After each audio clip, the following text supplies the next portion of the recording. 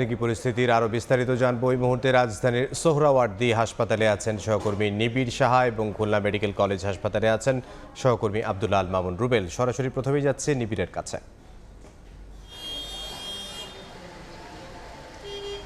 আসলে ডেঙ্গুর যে প্রকোপ সেটি কিন্তু আসলে দিন যাওয়ার সাথে সাথে সেটি কিন্তু আসলে বেড়েই চলেছে। আমরা যদি এই বছরের শুরু থেকে একটু ধরি যে জানুয়ারি থেকে মোটামুটি জুনের আগ পর্যন্ত কিন্তু আসলে ডেঙ্গুর যে প্রকোপ সেটি কিন্তু আসলে প্রত্যেক দিন যে আক্রান্তের সংখ্যা সেটি কিন্তু আসলে দেখা গেছে যে শতকের ঘরেই ছিল, এবং জুনের পর থেকে জুলাই আগস্টে কিন্তু সেই সংখ্যা হাজার পেরোতে থাকে, এবং এই সেপ্টেম্বরে এসে কিন্তু আগের সব রেকর্ড কিন্তু আসলে মূলত এই ভেঙে ফেলে এই ডেঙ্গুর প্রকোপ।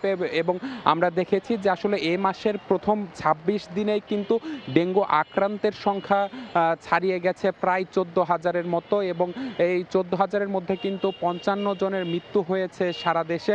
আমরা কথা বলেছিলাম এই যে যারা আক্রান্ত হচ্ছেন এবং স্বজনরা যারা আছেন তাদের সাথে, তারা যেমনটি বলছেন যে আসলে বেশিরভাগই কিন্তু বাসা এবং বাসার আশপাশ থেকেই কিন্তু আসলে তারা এই যে তাদের বিভিন্ন যে পানির যে ডোবা এবং পানি যে জমে আছে সেখান থেকে তারা বলছেন যে আসলে মূলত তারা ডেঙ্গু আক্রান্ত হয়েছেন। এর জন্য কিন্তু আমরা দেখেছি যে সিটি কর্পোরেশনের পক্ষ থেকেও কিন্তু ঘোষণা করা হয়েছে বিশেষ অভিযানের।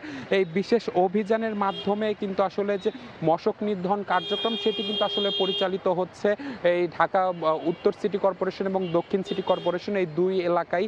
এবং তারা যেমনটি বলছেন যে আসলে প্রতিটি ওয়ার্ডে কিন্তু আলাদা আলাদা টিম কাজ করছে এবং মনিটরিং টিমও কিন্তু সেগুলো খেয়াল রাখছেন। তো কিন্তু তারপরও কিন্তু নগরবাসীরা যে অভিযোগটি করছেন যে আসলে তাদের এলাকায়, আমি কিছুক্ষণ আগে কিন্তু শ্যামলী, আদাবর এবং শেওড়াপাড়া এই কয়েকটি এলাকায় ঘুরেছি, তারা কিন্তু বলেছেন যে আসলে তারা কোনো অভিযানের তেমন বিশেষ কিছু কিন্তু তাদের চোখে পড়েনি। তো সব কিছু মিলিয়ে কিন্তু গত ২৪ ঘন্টায় যে ডেঙ্গুর পরিসংখ্যান প্রায় ৮০০-র বেশি ব্যক্তি কিন্তু ডেঙ্গু আক্রান্ত হয়েছেন এবং ২ জন প্রাণ হারিয়েছেন। তো সবকিছু মিলিয়ে এই ছিল আমার কাছে থাকা রাজধানীর ডেঙ্গু পরিস্থিতির সবশেষ খবর। এখন আমরা খুলনার ডেঙ্গু পরিস্থিতির খবর জানবো। খুলনা মেডিকেল কলেজে হাসপাতালে আছেন আমাদের সহকর্মী আব্দুল আল মামুন রুবেল। দেশের অন্য অঞ্চলের মতো খুলনা অঞ্চলেও কিন্তু ডেঙ্গুর প্রকোপ বাড়তে শুরু করেছে এবং ডেঙ্গু আশঙ্কাজনক হারেই বাড়ছে। একটু যদি পরিসংখ্যানের কথা বলি, গত ৯ মাসে অর্থাৎ চলতি বছর পর্যন্ত কিন্তু খুলনা বিভাগের ১০ জেলায় এখন পর্যন্ত ২০২৬ জন নতুন করে ডেঙ্গুতে আক্রান্ত হয়ে বিভিন্ন হাসপাতালে চিকিৎসা নিয়েছেন।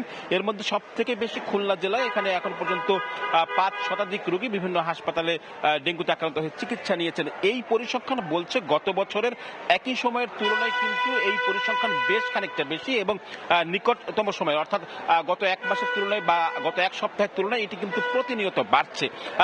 চিকিৎসকরা আমাদের জানাচ্ছেন যে সাম্প্রতিক সময়ে যে অতিরিক্ত বৃষ্টি হয়েছে এবং জলাবদ্ধতার কারণে কিন্তু এই মশার কামড় থেকে এই ধরনের রোগীর সংখ্যা বাড়ছে, এবং চিকিৎসকরা জানাচ্ছেন যে তারা কিন্তু হাসপাতালগুলোতে আগামীতে এই ডেঙ্গু সংখ্যা আরও আশঙ্কাজনক বাড়তে পারে এমনটা আশঙ্কা করেই কিন্তু সব ধরনের প্রস্তুতি নিচ্ছেন। তবে খুলনার যে হাসপাতালগুলো, সেই হাসপাতালগুলোতে কিন্তু এখনো যারা ডেঙ্গুতে আক্রান্ত তাদের চিকিৎসা দেওয়া হচ্ছে বিক্ষিপ্তভাবে, অর্থাৎ কোথাও কোনো আলাদা ওয়ার্ড খোলা হয়নি, যে কোনো ওয়ার্ডে এসে তাদের চিকিৎসা দেওয়া হচ্ছে। এবং হাসপাতাল কর্তৃপক্ষ বলছেন যে এই রোগীর চাপ যদি আরও বাড়ে তাহলে তাদের সেই পরিস্থিতি রয়েছে, আলাদা ওয়ার্ড খোলা হবে। এর পাশাপাশি আরেকটি বিষয় সামনে চলে আসছে, যেহেতু সাম্প্রতিক সময় অতিবৃষ্টি, এ কারণে মশক নিধন কার্যক্রমটা আসলে বাড়ানোর তাগিদের কথা বলেছেন এখানকার যারা সংশ্লিষ্ট রয়েছেন, চিকিৎসক সহ স্বজনরা বলেছেন, এবং তারা বলছেন মশক নিধন কার্যক্রম যদি না বাড়ানো যায় এটি কিন্তু আসলে ভয়ঙ্কর আকার ধারণ করতে পারে। এ কারণে এখন থেকে আসলে সর্বোচ্চ সতর্ক থাকতে হবে। এর পাশাপাশি যদি একটু বলি, যারা চিকিৎসক তারা আরেকটি পরামর্শ দিচ্ছেন, সেটা হচ্ছে গিয়ে ডেঙ্গুতে আক্রান্ত হওয়ার আগের যে সময়টা, অর্থাৎ সবাইকে সর্বোচ্চ সতর্ক থাকতে হবে, অর্থাৎ মশারি টানিয়ে রাতের বেলা ঘুমানো বা দিনের বেলায় ঘুমানোর ক্ষেত্রেও মশারি টানাতে হবে। এর পাশাপাশি কিন্তু জ্বর দেখা দিলে সেটা কিন্তু আসলে সঙ্গে সঙ্গে চিকিৎসকের কাছে পরামর্শ নিতে হবে, এবং একটু যদি জ্বরের সময় বাড়ে তাহলে কিন্তু চিকিৎসকের নিকটবর্তী হাসপাতালে কিন্তু যাওয়ার পরামর্শ দেওয়া হয়েছে। তো আমার কাছে এই ছিল খুলনা থেকে ডেঙ্গু নিয়ে সবশেষ খবর। আমরা এখন একটু যাব চট্টগ্রামে, সেখানকার ডেঙ্গুর পরিস্থিতির খবর জানাবেন শফিকুর রহমান। চট্টগ্রামেও কিন্তু লাগামহীনভাবে বাড়ছে ডেঙ্গুর প্রকোপ।